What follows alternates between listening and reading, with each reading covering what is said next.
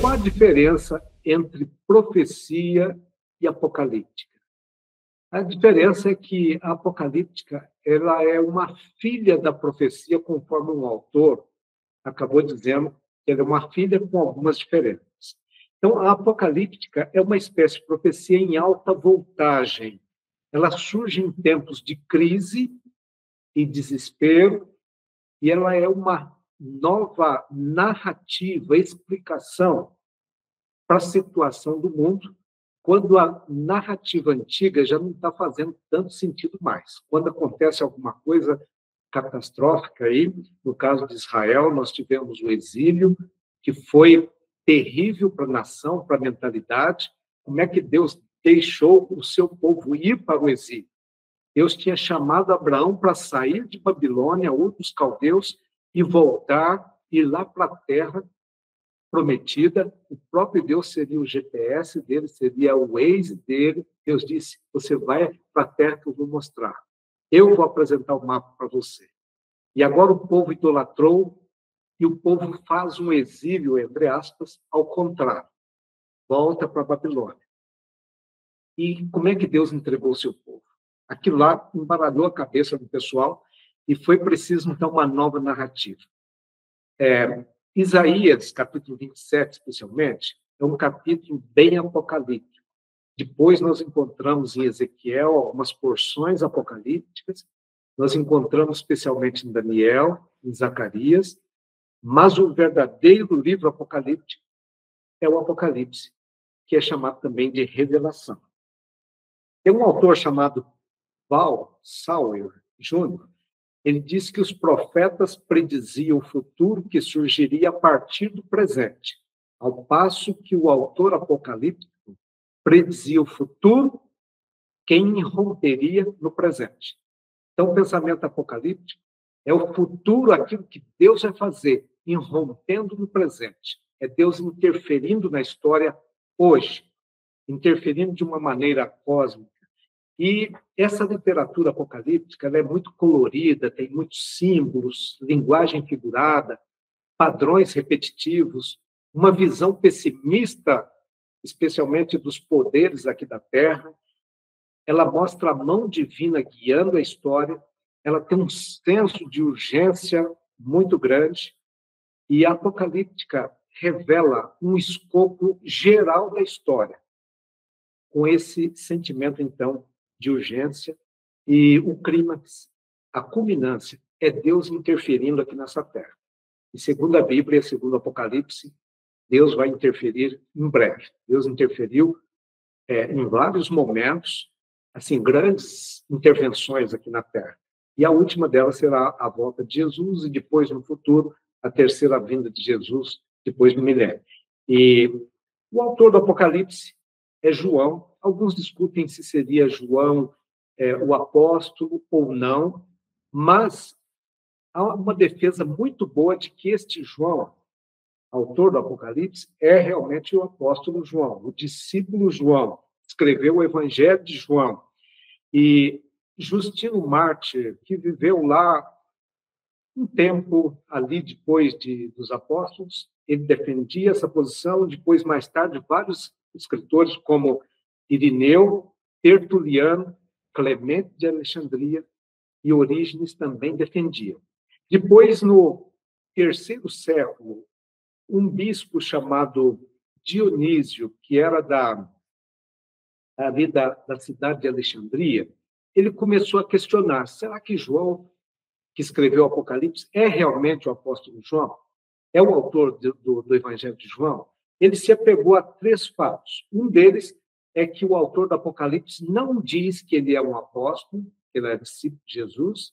O outro fato é que o grego do Apocalipse é bastante difícil, é um grego meio truncado um pouco, não é um grego muito fácil, por isso tem algumas teorias, alguns acham que João escreveu em hebraico e depois traduziu para o grego. Alguns acham que, na verdade, João não teve o auxílio de um editor. Eu trabalhei como editor durante muito tempo e, portanto, ajudei a melhorar um bocado de texto. Espero que eu não tenha atrapalhado nenhum texto, piorado os textos, mas melhorado. Então, alguns autores bíblicos, eles contaram com a ajuda de editores. O apóstolo Paulo, possivelmente, por exemplo, a gente acredita que Paulo escreveu Hebreus, mas a linguagem de Hebreus é diferente da linguagem das cartas de Paulo. Então, por quê? Tem uma teoria bastante interessante de um autor que fez um estudo profundo, mostrando que o vocabulário de Hebreus é muito semelhante ao vocabulário de Lucas. E Lucas andou com Paulo, era um médico, e ele pode ter ajudado Paulo. As ideias de Hebreus, o conteúdo é de Paulo, mas quem ajudou a colocar no papel pode ter sido Lucas ali. E por isso ele escolheu algumas palavras que são exclusivas do Evangelho de Lucas e de Hebreus. No caso de João, quando ele escreveu o Evangelho, ele estava lá, podia contar com o editor para dar uma lidinha no texto dele, melhorar alguma coisa. No Apocalipse, não, ele estava na ilha de Patmos.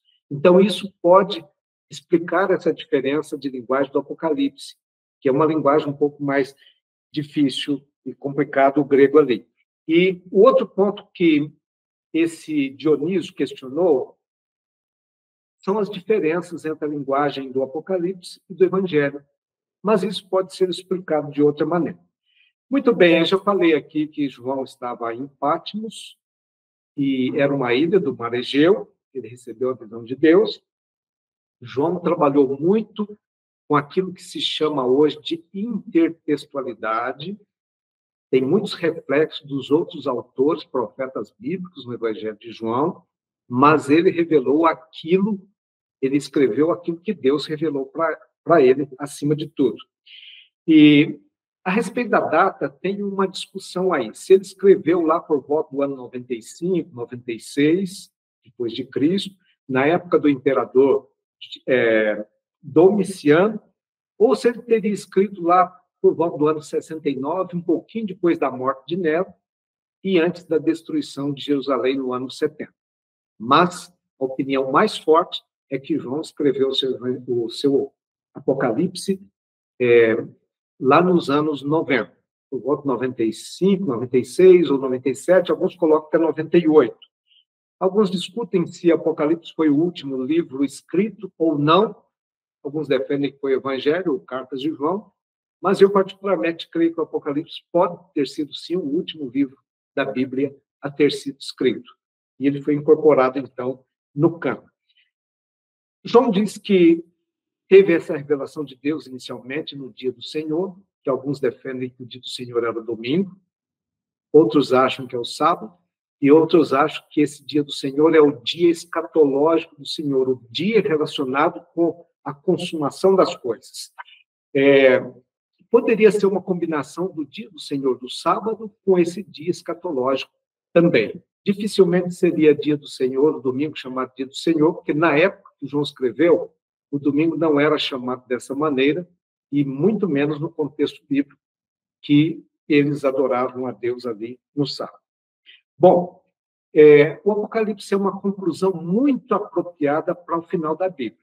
Quando a gente escreve um livro, normalmente você tem a introdução e a conclusão. O Gênesis é muito bom para a introdução. A própria palavra Gênesis tem que ver com princípio.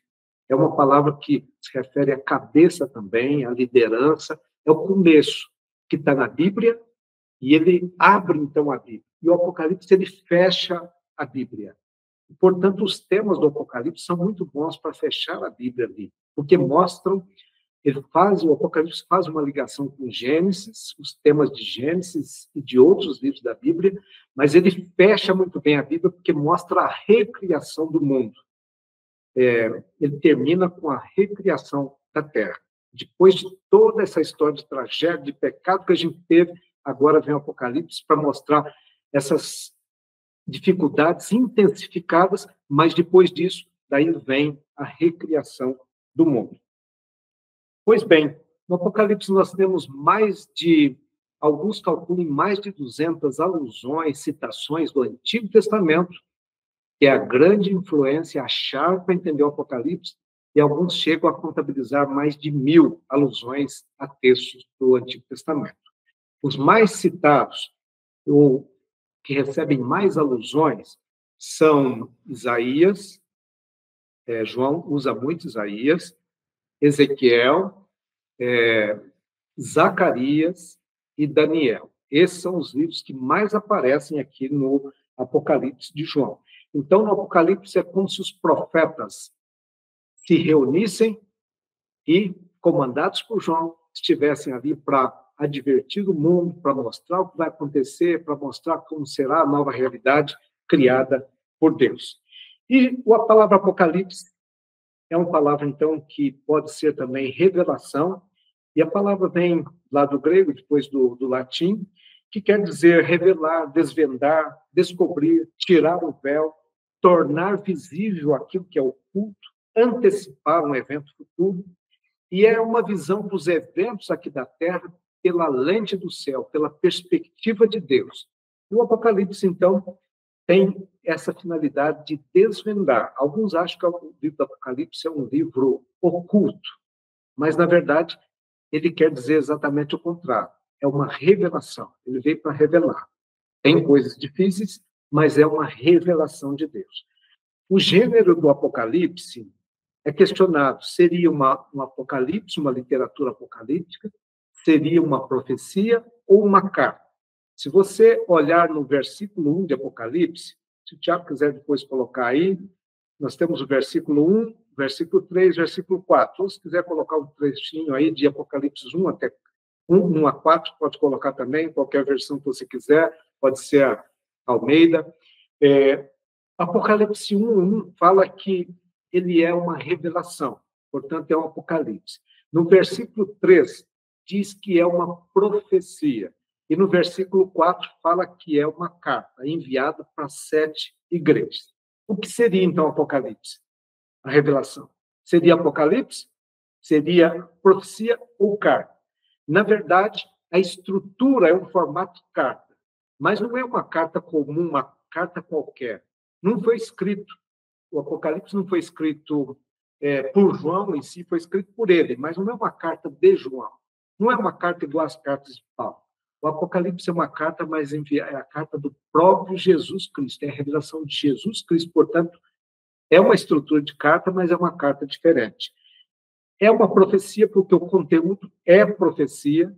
João era um profeta, recebeu a revelação de Deus, e a conotação apocalíptica, no formato literário de Apocalipse, é a moldura conceitual do Apocalipse.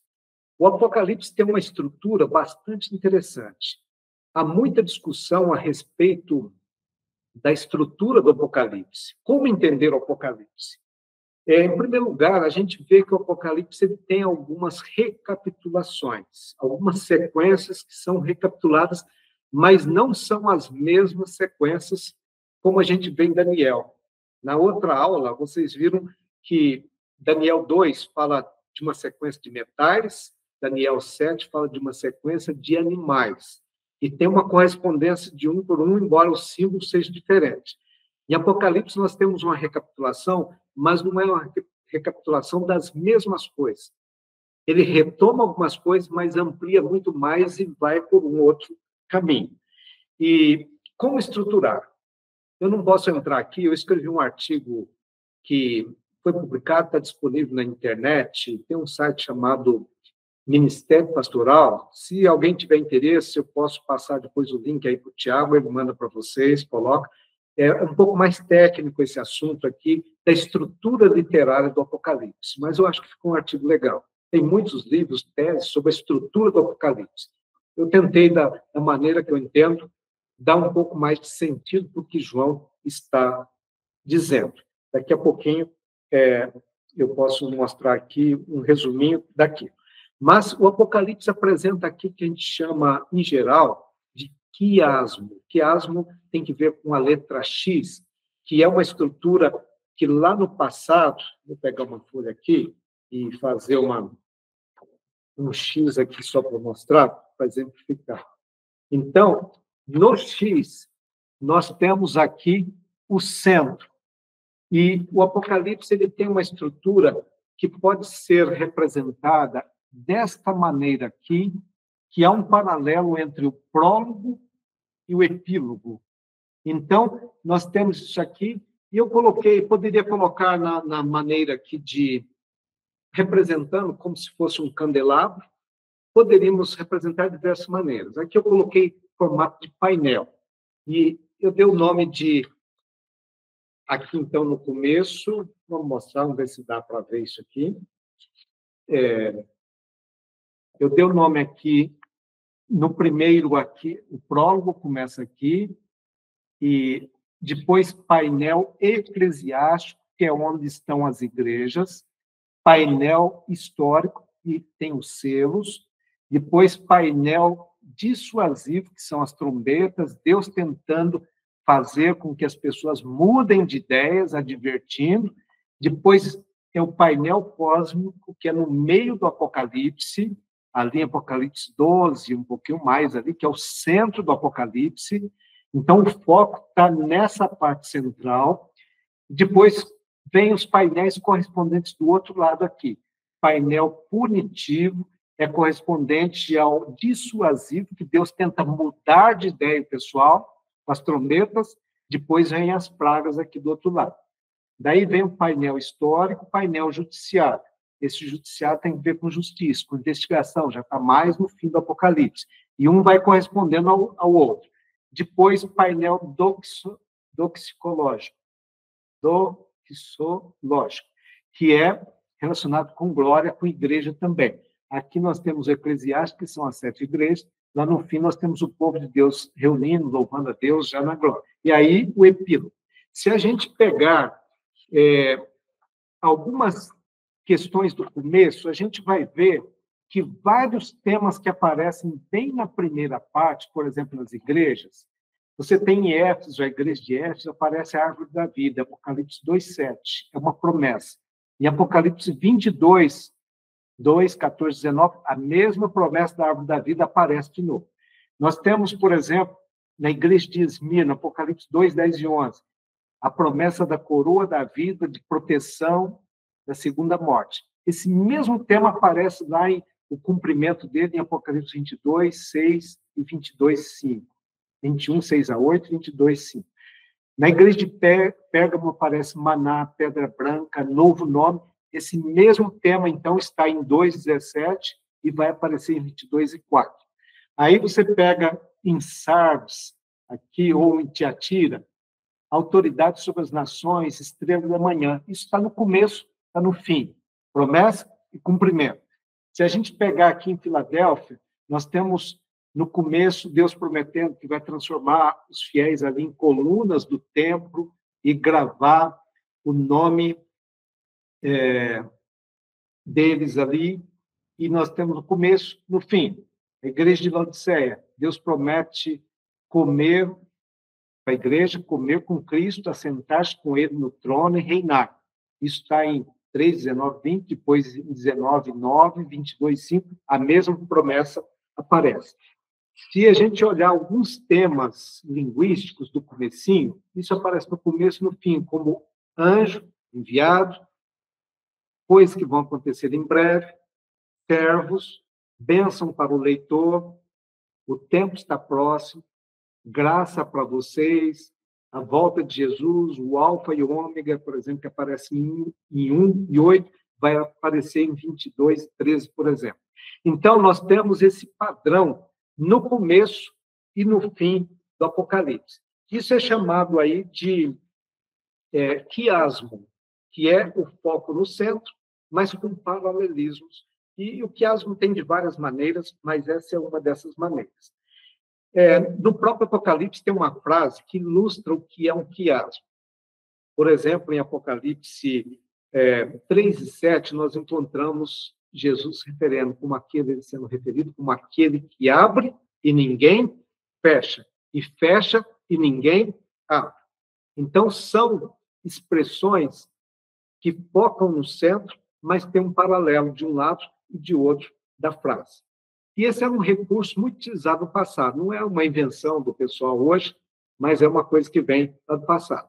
Nós temos no Apocalipse alguns interlúdios, que são uma espécie de apêndice, que ele coloca ali alguns textos explicativos, que coloca no meio de algumas partes, de algumas visões, para explicar um pouquinho mais algumas coisas.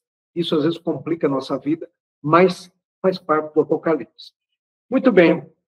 O Apocalipse começa falando, então, das igrejas.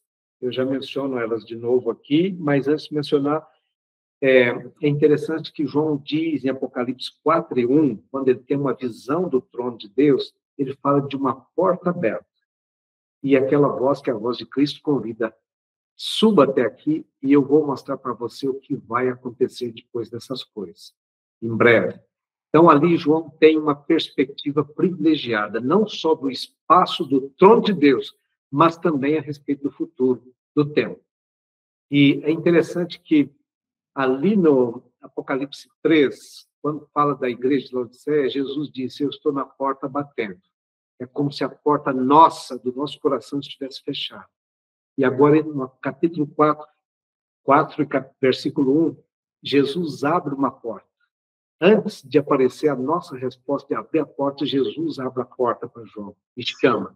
E essa é uma porta que Deus abre para você, abre para mim, abriu para João, e João simboliza a humanidade aqui. Deus abriu essa porta, e quando Deus abre essa porta, é para coisas boas. Portas, normalmente, elas restringem o espaço para você entrar ou sair, mas aqui Deus abre essa porta para você. O Apocalipse é um livro de visões complicado, mas é a porta aberta de Deus para a realidade de Deus, para a perspectiva de Deus, para a gente entender os acontecimentos do mundo. E Deus disse para João: suba até aqui, eu vou mostrar para você. E ele diz para você hoje também: suba até aqui com João, para você entender mais. Depois nós temos algumas sequências no Apocalipse, de 7, que são 7 igrejas, Apocalipse 2 e 3. Isso aqui pode ser estudado em detalhes, é muito interessante esse estudo, mas hoje eu estou mencionando de passagem. Nós temos essas igrejas meio em formato quase que de um candelabro, começando com Éfeso. São 7 igrejas, com promessas, com advertências, com pequenas exceções. Mas essas igrejas eram literais, ali da Ásia Menor, mas eram também símbolos de todas as igrejas da época e símbolo das igrejas ao longo do tempo. Então, símbolo das igrejas em todo o espaço do mundo e símbolo das igrejas ao longo do tempo. E tem uns estudos bem interessantes sobre isso. A maneira das igrejas serem apresentadas, com o seu simbolismo, mostra que, embora fossem igrejas literais, João não estava preocupado só com aquelas igrejas históricas. Ele estava simbolizando as outras igrejas. Depois nós temos 7 selos, que aparecem basicamente em Apocalipse 6 e 8, que o capítulo 7 é um interlúdio, que vai apresentar os 144.000. E esses selos é como se fossem selos, aqui, livros do destino, da realidade. E João chorou quando ele viu esse selo, porque ninguém podia abrir, até que apareceu o Cordeiro que podia abrir. E quem é esse Cordeiro? É Jesus Cristo. Ele é o único que pode abrir o selo da história, o rolo da história, o livro da história, da nossa vida e do mundo também, porque ele já desfez as obras de Adão e dos outros, do mal que entrou aqui no mundo. Ele é o único que pode desfazer esse mundo. É como se a gente pudesse dizer: ele é o único que pode rebobinar a história do mundo, a sua, para tentar desfazer. Não que aquilo que aconteceu possa ser desfeito, não pode. A gente não volta no tempo, não existe viagem no tempo. Mas em Jesus Cristo é como se ele fizesse o tempo voltar. E ele pode reprogramar o destino do mundo e da nossa vida. Ele pode abrir esse livro da realidade e do destino. E depois nós temos, então, 7 trombetas, que são advertências de Deus aqui para o mundo. Isso vem ocorrendo ao longo da história, mas, infelizmente, em determinado lugar, não vou entrar em detalhes aqui hoje, Deus fala: apesar de tudo isso que aconteceu, eles não deram glória a Deus, nem nas pragas e nem nas trombetas aqui. Então é triste que o mundo não dá atenção a isso. Depois nós temos as 7 pragas, ou taças da ira de Deus, que começa a aparecer, é mencionado em Apocalipse 15, mas o tema mesmo, as pragas, aparecem em Apocalipse 16. E aí nós temos uma série de símbolos no Apocalipse. Nós temos o Apocalipse aqui com muitos símbolos, por isso é um livro muito visual, é o livro mais retratado nas pinturas da Bíblia, e é um livro que tem muitos detalhes, e alguns desses símbolos são bem conhecidos. Mulher, por exemplo, que pode representar a igreja pura ou a igreja impura. O Apocalipse fala ali dessa igreja pura, vestida de sol, maravilhosa, um grande sinal no céu, dessa igreja que é perseguida pelo dragão, mas depois ele vai apresentar, no Apocalipse 17, ali, uma igreja impura, que é chamada de prostituta, que é uma linguagem para idolatria, que vem lá do Antigo Testamento, Jeremias 51 e outros lugares mais.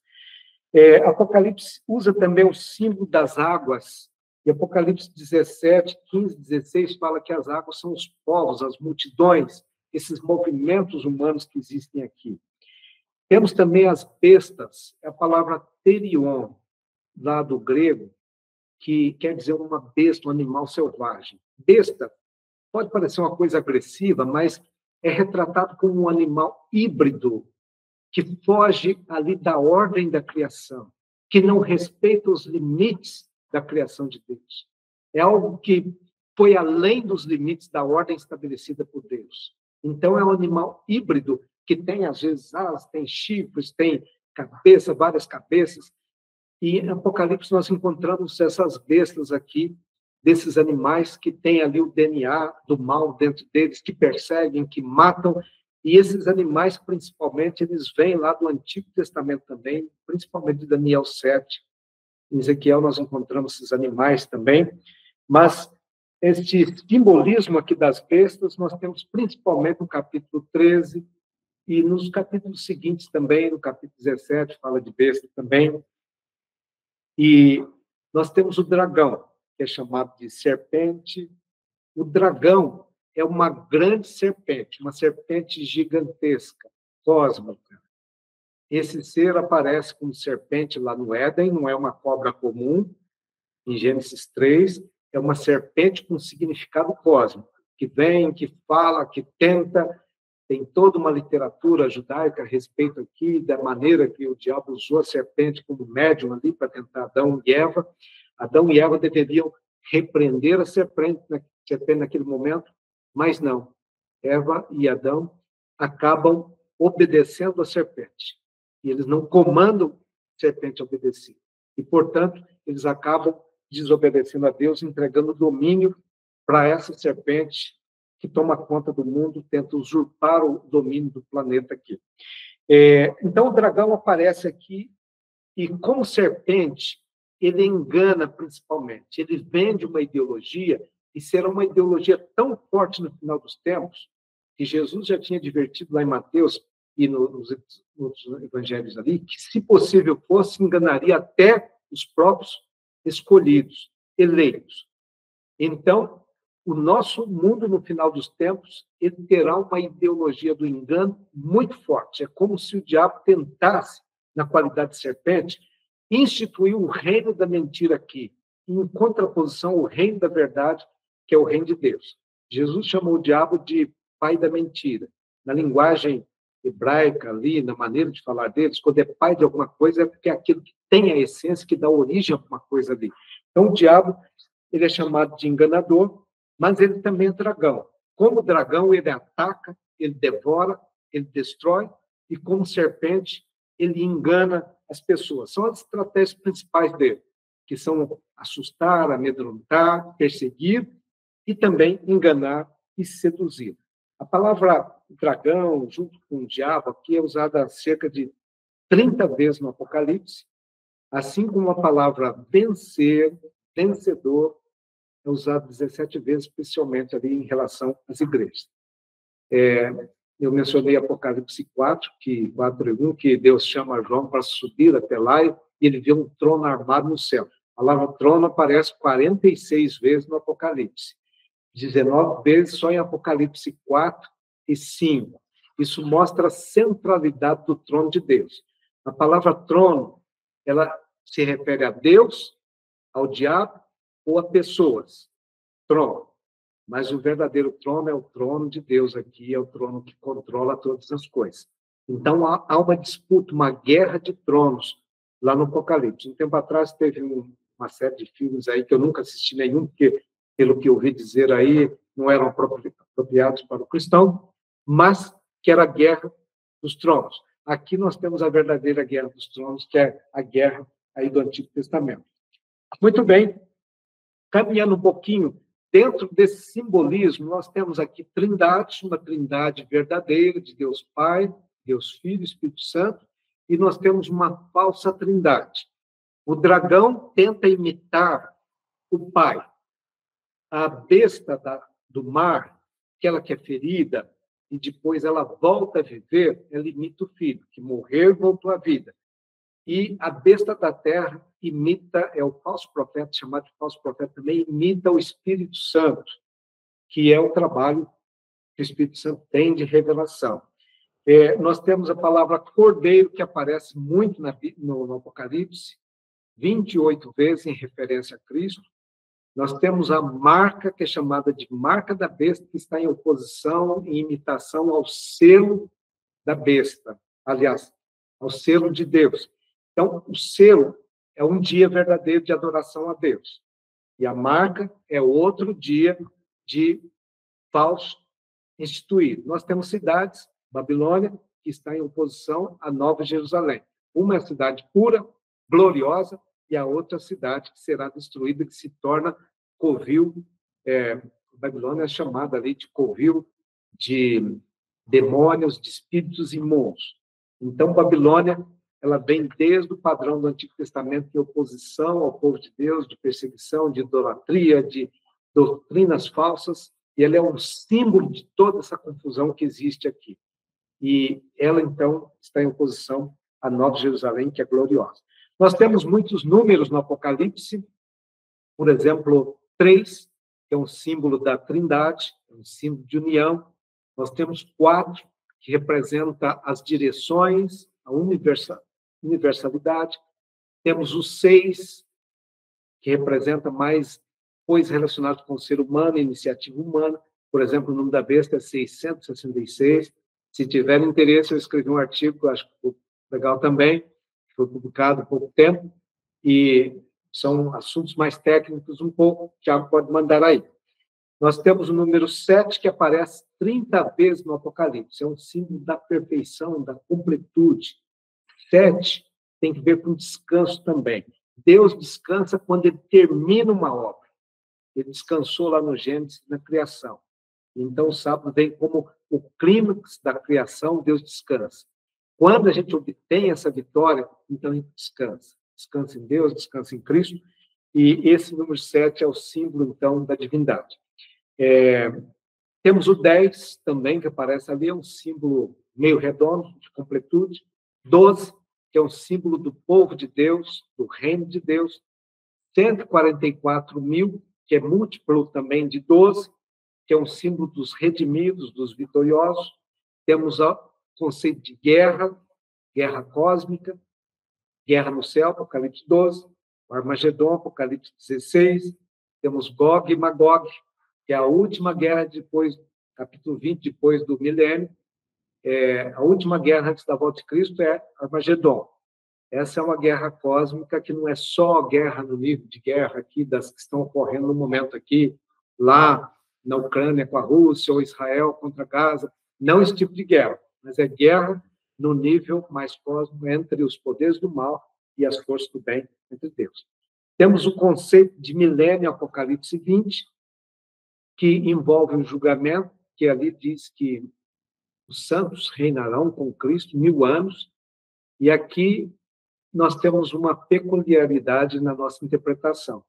Nós temos algumas escolas de pensamento, de interpretação, que já foi mencionado outro dia, que é a escola preterista, que focaliza tudo no passado, é como se o Apocalipse tivesse cumprido já basicamente tudo lá no tempo de Cristo. Temos a escola futurista, que joga muita coisa para o futuro, e tem mais outras implicações. Temos a interpretação idealista, que pensa, por exemplo, que o milênio é durante a história da igreja aqui. E temos a escola ou interpretação historicista, que vê as coisas se cumprindo ao longo da história, mas que vê um milênio que vai ocorrer depois da volta de Cristo e não antes da volta de Cristo. E o milênio do Apocalipse aqui seria um período literal de 1000 anos, enquanto os salvos estarão no céu, reinando com Cristo, investigando, examinando o julgamento de Deus para ver se Deus fez tudo da maneira correta, se você tem um parente que não foi para o céu, porque é uma coisa séria destinar alguns para viver eternamente, matar alguns para morrer eternamente, alguns, uma grande multidão, para morrer eternamente, é uma coisa muito séria. Deus não pode ser questionado no julgamento dele depois. Isso poderá ser revisado durante o milênio.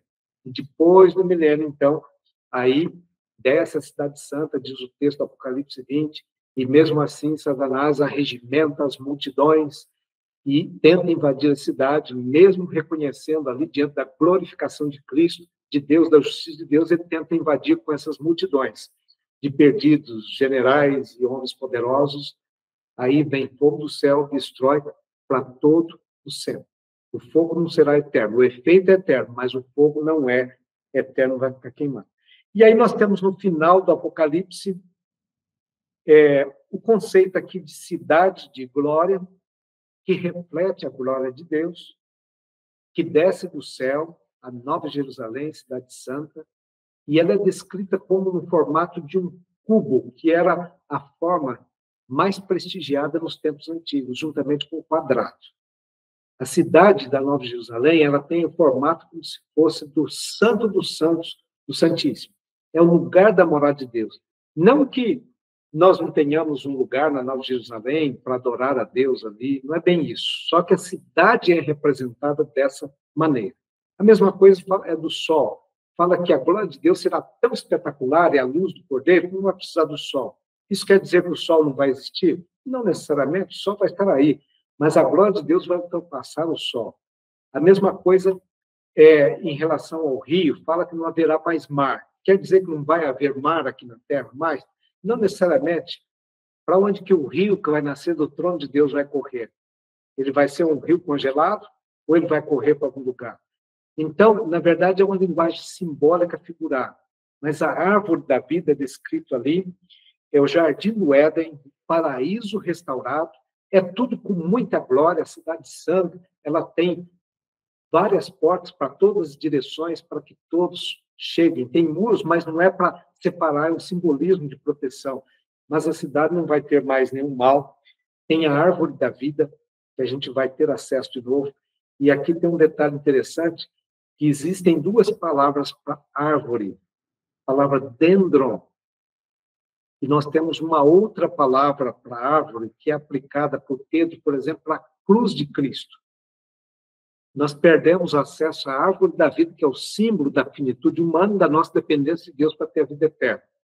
E agora, aqui no Apocalipse, a palavra utilizada não é simplesmente aquela palavra que é utilizada ali, dendron, para uma árvore comum. Se você for lá no finzinho do Apocalipse, aqui, por exemplo, no capítulo 20, 21, no 22, nós temos essa expressão árvore da vida e rio da vida. Então, é Jesus que dá esse acesso de volta à árvore da vida, ao rio da vida também, e assim veremos eternamente. Será uma realidade muito gloriosa. Nós temos uns poucos minutos ainda. Eu não sei aí, Tiago, se a gente não pode fazer diferente um pouquinho do que tem sido feito no passado. Se a gente poderia abrir o microfone aí, a gente conversar um pouquinho. E se vocês tiverem alguma pergunta, alguma contribuição, hoje, excepcionalmente, já que eu não sou professor aqui do Clube da Bíblia, eu estou apenas aqui meio de passagem, de step, então a gente pode quebrar a regra um pouquinho. E aí a gente vê se vocês querem fazer alguma pergunta, algum comentário, uma contribuição aí, a gente interage um pouquinho. Podemos fazer isso? Alguém gostaria de fazer algum comentário ou uma pergunta? E assim a gente completa esse passeio bem amplo, sem muito aprofundamento nos detalhes do Apocalipse. Na semana passada foi bastante interessante ali o estudo, eu acabei acompanhando também, embora não estivesse aparecendo aqui, mas acompanhei e muitos detalhes, mas tem muitos outros detalhes que a gente pode entrar aqui no texto depois. Então, se alguém tiver uma pergunta, levanta a mão aí, E o Tiago, que está comandando, pode liberar, aí a pessoa pode abrir o microfone e falar. É só um acréscimo, né? Às vezes as pessoas têm uma dificuldade de se expressar diante da câmera, mas se tiver realmente assim ainda uma pergunta que tem aí no coração, na mente, pode estar mandando no chat, ou na própria aula a gente pode estar aqui respondendo, né, pastor? Ou num outro momento a gente pode estar trazendo essas respostas. Porque a gente tem ainda algumas dificuldades, né? Alguém quer falar, quer perguntar, mas tem essa dificuldade de abrir a câmera, de falar. Aí a dica, tá bom? Beleza, obrigado, Tiago. É isso aí. Alguém quer falar, levanta a mão, ou levanta a mãozinha aqui essa aqui do próprio sistema. Aí a gente pode falar. Se não, a gente termina mais cedo hoje. Tem uns minutinhos ainda. Conforme o pessoal costuma dizer, quando ninguém faz nenhuma pergunta, ou porque entendeu muito bem, ou porque não entendeu tão bem, né? Mas eu espero que os próximos estudos aqui do Apocalipse, e primeiro eu creio que vão voltar a Daniel, e aí depois explorar Daniel com mais detalhes, mais a fundo, e aí depois, mais para frente, o Apocalipse, porque esse módulo tem que ver com as profecias desses livros, Daniel e Apocalipse. E, assim, eu creio que vamos ter um conhecimento mais aprofundado, mais amplo. Eu vi aí, não sei se foi mão que levantou ou não, da Larissa, ou apenas ela estava fazendo mãozinha de oração aí. Acho que é de oração, né? Então, vamos fazer oração para a gente encerrar o nosso estudo dessa noite. Querido Pai Celestial, nós queremos louvar o Teu nome, porque Tu és o nosso Deus maravilhoso. Também Te louvamos pelas revelações da Tua palavra. Tu deste a toda uma série de profetas, desde o começo da história do mundo, até o último deles, João, para nos instruir, para nos advertir, para mostrar as coisas que já aconteceram, que devem acontecer ainda no futuro. Nós possamos ter o nosso coração aberto, prestar muita atenção nessas profecias, e que o mesmo Espírito que inspirou João a revelar o conteúdo do Apocalipse, ele possa falar o nosso coração, possa abrir o nosso entendimento, e que nós possamos ser bem-aventurados, conforme diz o Apocalipse, ao estudarmos essas profecias, ao olhar e perceber o que está acontecendo no mundo e o que vai acontecer ainda. Que Tu estejas do nosso lado, que Tu abençoes este grupo de estudo, cada pessoa que participou nessa noite, ou que vai acompanhar o estudo depois, que o coração esteja totalmente voltado para o entendimento da Tua palavra. Nós possamos crescer dia a dia e que a nossa visão seja ampliada e que, juntamente com João, nós possamos olhar para a realidade e ter essa visão das coisas que em breve vão acontecer no nosso mundo. E quando chegarem algumas coisas ruins que ainda vão acontecer no mundo, como perseguição, como pragas, que Tu possa livrar a cada um de nós. Nosso coração seja inteiramente Teu, que as Tuas bênçãos estejam conosco.